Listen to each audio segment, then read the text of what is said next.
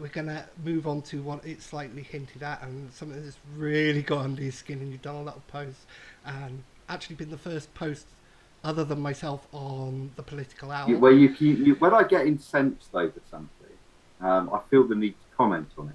And Yeah, you're quite right. I mean, the news. I've sat down. I had a conversation with Cheryl Green, and I've been in meetings all day on Teams, and staring at a computer all day. You tend to want to turn everything else off for a little bit afterwards. And and where you have a conversation and you suddenly feel like it's just completely surreal to actually have that conversation about Broadlands, Vallaston, and Merthyr Mawr, Bryn our little piece of what is. I mean, Broadlands and Bryn are big estates in Bridgend, and we're going to be moving to Aberafon with Porthcawl. with Porthcawl. I mean Porthcawl, with the greatest respect, would probably want to go into the Vale or Aberafon at some points anyway, and I say that tongue in cheek. But to actually take a suburb of Bridgend out of Bridgend town and put it in another constituency, that's a madness. And people will say, well, what does Jamie Wallace do for me? What does Madeline Moon do for me? It's not until you actually need an MP, or you need the advice of an MP, and I'll use this in the notion that some things are devolved, lots of things are devolved in Wales, but certain things still are still managed by the UK government. Now, if you want somebody to promote your town, your interests, you want somebody that's going to be focused on the whole area. Yeah. So for me, having Stephen Kinnock or whoever, so how on earth are they going to give anything to a little tiny bit of Bridgend that really should be part of Bridgend when they've got to focus on big towns such as Porthcawl and Aberafon and all of that? It just doesn't make any sense. I think the parts. Yeah, well, I mean, it goes right the way to Britain Ferry. Yeah. And I was looking at it, and I'm going to give a bit of background to this because a lot of people don't understand why this has been done. So, the Boundary Commission for Wales review, basically this was done in England last year, and what it basically said was that every person in the UK should have similar or proportional representation, for want of a better phrase. Yeah. So the Parliamentary Constituencies Act 1986 was amended, and each nation and region of the UK was given a share of 650 MPs based on the number of registered electorates. And the Act says that each constituency must contain between either 69,724 and 77,062 votes, so 5% either way of the UK average, which would be in the middle. So what they've effectively done is, this is the proposal, and it's basically to merge Aberafon, Bridgend and Ogmore constituencies into two. So effectively we get better value for money because of devolution, if you want to call it that, less representation, I call it. But either way, there's a need to obviously, and actually I support the need for people to have equal representation. So those new constituencies will be Aberafon Porthcawl, which will give 76,792. So look at that. That's right at the top end of that average. And Bridgend would have 74,144. And this is the map effectively of what this looks like. Now the old Aberafon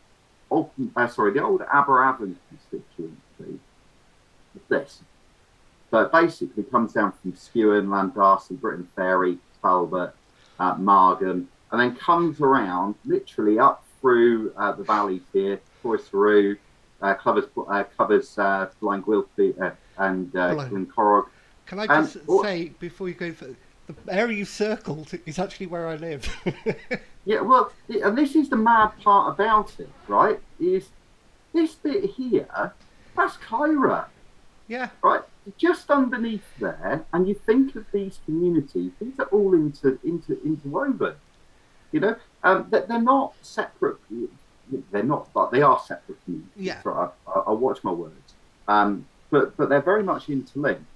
Now you look at then the numbers, right? So going back, you've got Brinterian, Lalliston, and Merthyr Mawr, which is 9,334 electorates.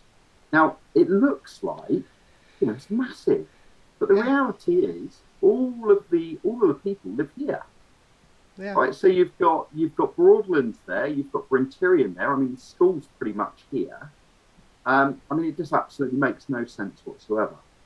Now, if you were to swap this community, which is intrinsically linked, bear in mind that Aberavon is going right round here, the constituency yeah, boundary. If you were to take this and swap it with this, what you'd actually have would be a better balance, right? Because Aberavon Porthcawl would go to 74,537, and Bridgend would go to 76,643.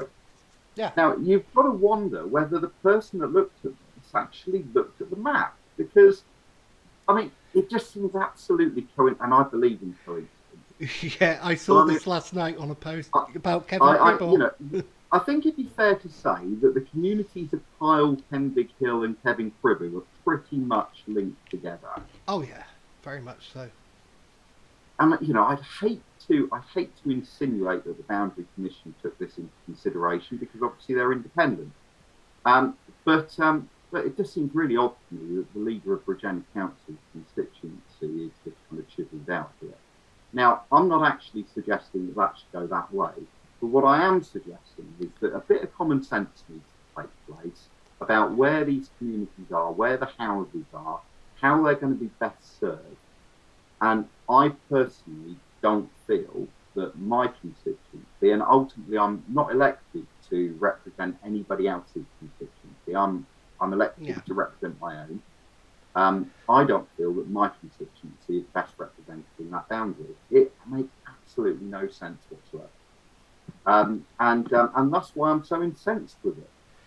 And logic dictates that if you're going to send an MP to Parliament, and there we can talk about whether we should be or whether we've got the right person. It's irrelevant.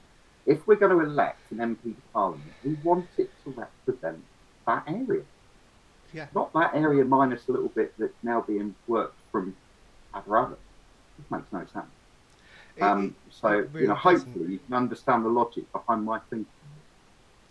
Oh, I could completely understand the logic because at the moment the two MPs, Chris Elmore and Jamie Wallace, actually represent the whole of Bridgend County and nowhere else. They don't spill over into other areas, No, which is great because then the county is getting a thing as one rather than you've got an MP who's representing Aberavon or if they're representing the Vale. The, both areas have got different needs and different questions and different. I think it's I better. think what we have to be very clear on is, in an ideal world, you'd probably keep the status quo. Yeah, But there is absolutely no way we can keep the status quo because of an act that's been passed in Parliament. So what you have to do is now make the best of the bad situation. Now, if you think about it, you've got areas there that are more closely knitted together.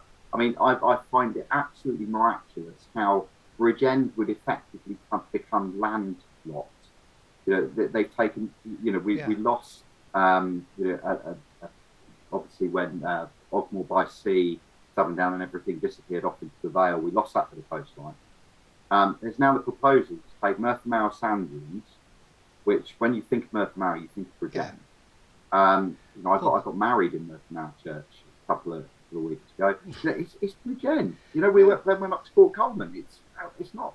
And people think, oh well, that means I'm going to get lower council tax. No, it doesn't, No, nothing. It because has nothing to Bridgend, but do. you're still paying all your council tax, all your services, everything is still Bridgend. The only thing that's not Bridgend is we're going to be represented by somebody that looks after the powder. Yeah, and Doesn't that make sense. and that brings in the question then: if there's a business looking to come just outside, say, Porthcawl, and they've got another place at, say, they've got two places, one just outside Aberavon, one side just outside Porthcawl, and they want to merge into one area. What's the MP going to do? Because he's torn between two places. The MP for Aberavon has historically been Aberavon based, which is Stephen Kinnock at this time. Um, where will they, like, oh, it comes great for two areas, but it doesn't work that way, because Bridgend Council is one area and Eastport Town Council is another area, but he's split between which one, where does he really push the loyalties and that and thing. It comes, that's why I like what's there at the moment. We got two MPs that serve Bridgend, so if there's something coming, they want Bridgend regardless. They fight for one area and it's a thing. But this boundary commission is going to reduce the number of MPs for Wales as well. I don't know if another area, whether England or Scotland or Northern Ireland, will get an increase of MPs or anything, but I think it was back in 2013 when this first started, they wanted to reduce the number of MPs from 650 down to 600 originally, didn't they?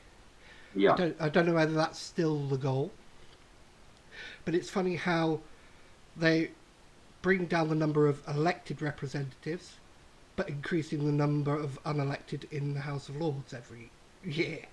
Well, that's a different argument altogether, isn't I it? know. I mean, my party, as you very much know, are all about electing the House of Lords, because we have that two-tier system, which should give governance over or should give some form of governance over the House of Commons. In reality, you've got jobs for boys and girls. Yeah. You've got appointed rather than elected representatives. Yeah. Now that I can, I've read the arguments to it for and against for many, many years. But my stance on that is very, very clear. I like the thought of the House of Lords because it's an overseer of what the House of Commons does, and it keeps them in line with the checks and balances. I think that's always important, but the increase year on year, not just from one party, Conservatives or that, or Labour or Lib Dems, everyone does it. There's several introduced every year, and more is introduced than actually leave or unfortunately pass away. So it's just growing and growing and growing, and the costs with that are growing and growing. I think it should be a limited number and split evenly between the parties in a way. Yes, you won't. It would be difficult for consensus, but their job should be overseeing what the House of Commons does to make sure they keep the parliamentary procedure, to make sure there's no scandals like the expenses scandals and things like that. I think they should be an overseeing body rather than let's reward this person for all their hard work that they've done. I admit people should be rewarded for the hard work they've done, but then there are a lot of people in the House of Lords who really haven't done much, but then get pushed into there because they've got the same way as they do. I think the important thing to consider in that is how the House of Lords are paid. So, House of Commons, the Senate, anyone that's elected is paid a salary and expenses and everything like that. Anyone in the House of Lords, they can be given a lordship, but they're only paid for when they're there. So they're effectively paid a day rate for turning up and doing that. So if someone doesn't do anything, someone doesn't turn up. No, they don't cost us. They don't get paid, but. No, but I do take your point entirely. We talked about. I can remember the talk, and I don't about the European fat cats and the unelected bodies and things like that. Effectively, we do have our very own version of that. It's called the House of Lords. That's something that definitely should be looked at. But in my mind, Luke, it's not what drives me. No. And it's something that because I like politics, I have an opinion. Yeah. It's not something that it's not where I fancy ending my career. It's local politics for me certainly is probably the cusp of my political ambition because it's all about affecting local communities. Yes. I think affecting. Well, I say the thing. I've never had an ambition to go to the Senate or to go to Parliament or anything like that. I've always had an interest in politics, but I've had a more interest in local politics because it's closer to where I live and it affects how I live and how the people around me live more. Mm. Okay, you've got national politics that does affect how you live, but I think more of an impact is done at county level, at community council level. It has a more day-to-day impact on how people live in their communities. Like with the hang baskets, how you perceive your community, or anything like that. Whether you've got Christmas decorations, it's the community feel, which has been over the last 40, 50 years slowly Very much eroded. evaporating to what it used to be. My dad told me this story from when he was a child. He was born in the war in 1940 in Cardiff, lived through the bombings there, but when he was a boy he used to go out scrumping for apples, and he got caught one day by the farmer. So he ran off. A police officer caught him. Police officer gave him a clip, took him to his mother, and his mother was there. She gave him a clip, and the farmer came round and he gave him a clip. He said that's what it was. If somebody caught you doing something stupid in your Yeah, community, they gave you a clip, sent you to your mother, and you knew you were going to get another one. So the yeah, community looked out for each other, each other. and they always rallied around. We've seen it recently, unfortunately, with horrific news, tragic deaths of two young boys in the county Indeed, bridge, and it's sad that it takes tragedies like this tragedy. to bring communities together as a whole, where you see people helping out everybody else. The pandemic, we've seen communities come together and try and help each other, and it's sad that People will take always come these. together in tough times. Yes, That's the thing. And I'm very, very proud of my community, in particular as the you way it should be.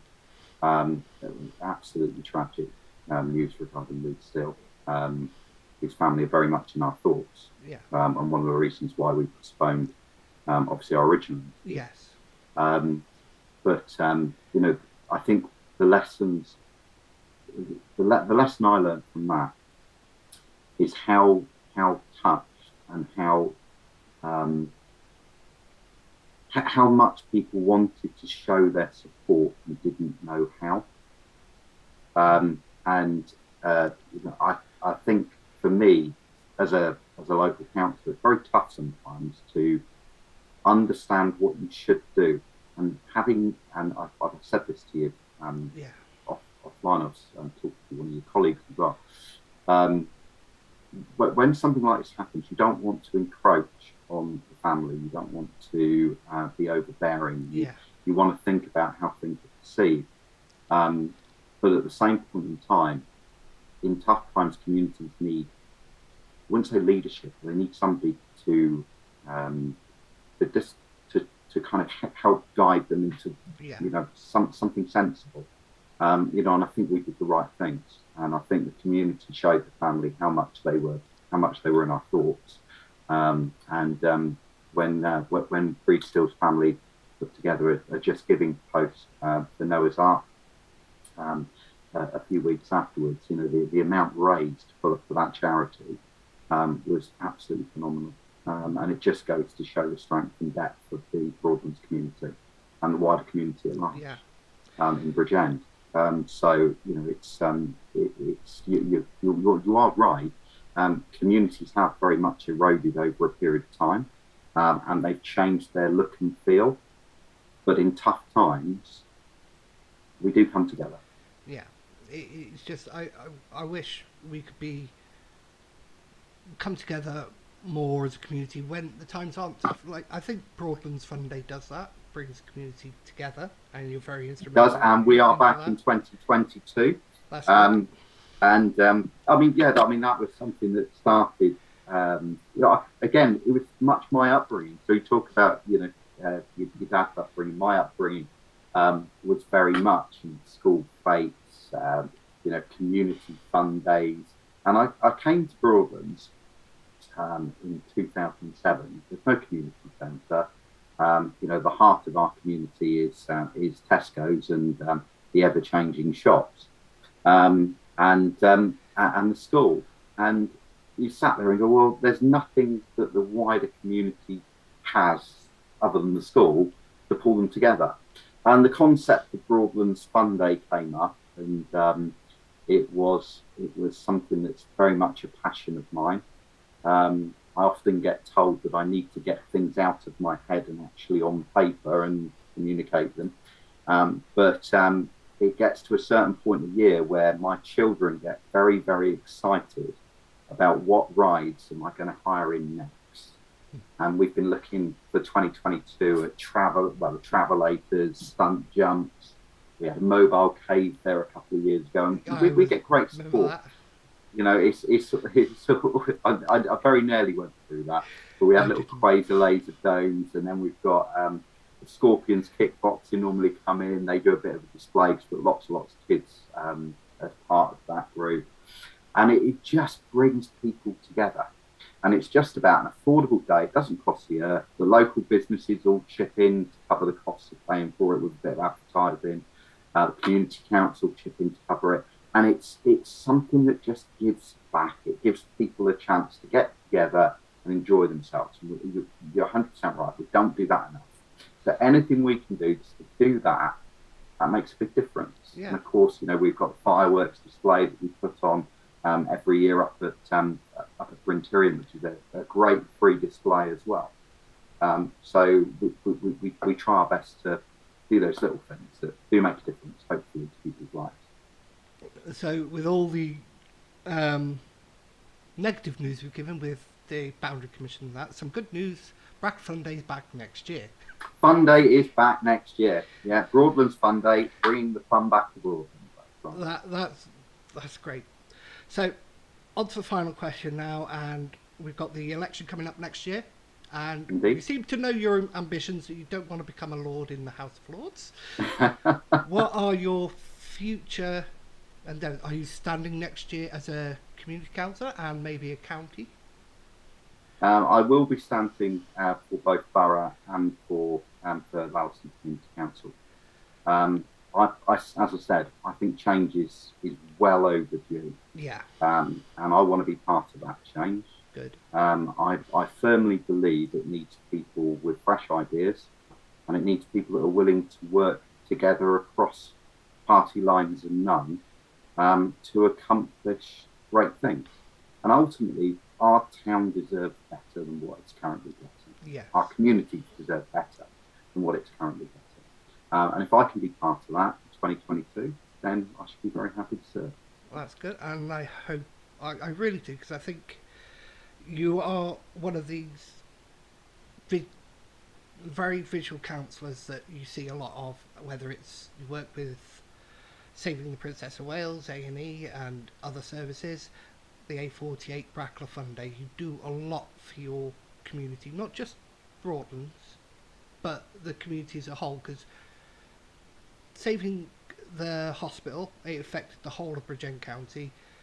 Broadland Fun Day, everybody from Bridgend County comes, someone from somewhere, every part of the county comes to that Broadlands Fun Day. I have, and when I was living over in Nostalgia, been there with my son and that, and he enjoyed it thoroughly. He's a lot older now, so